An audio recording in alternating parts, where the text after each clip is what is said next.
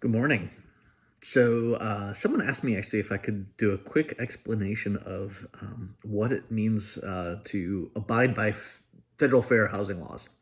Um, and it's a little bit complicated, but it's really, really important that we talk about it. The real estate industry has played a no small part in creating some of the massive wealth inequities that this country is still dealing with on a daily basis. So I think it's really important as a real estate professional now to make sure that we are really diligent in making sure that discrimination never sees the light of day in our industry ever again. It's something that my team has always taken very seriously, and it's part of every conversation we have when we meet a new buyer.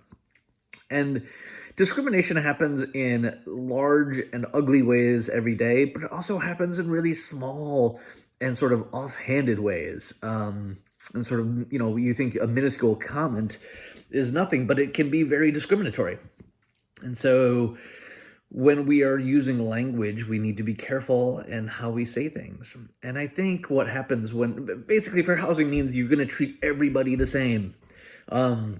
Regardless of anything. And the federal law basically says, it defines who is protected by this language, and basically minorities and women and families with children and people with medical conditions, and there's a long list. DC adds political affiliation to a protected class, right? So I'm not, as someone who's maybe a little more liberal like myself, I'm not going to discriminate against someone who is more conservative. So I've always found that to be sort of funny and something we also don't discriminate against.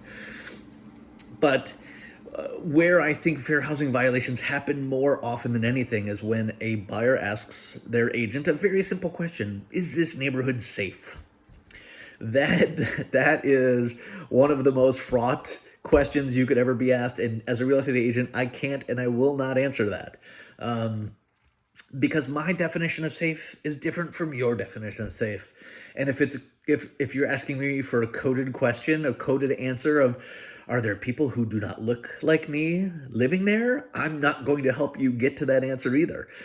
My job is to talk about the house, the value of the house, the qualities of the house, and the house. I'm here to sell you a house. So, you may get frustrated that your agent can't answer some subjective questions, and I apologize. But subjective questions are where people can make inadvertent statements that would be violating fair housing. So don't ask those questions of your agent, please. But please know that your agent should be really diligent in protecting not just protected classes, but all people. So there's a little taste of what fair housing is. Take care.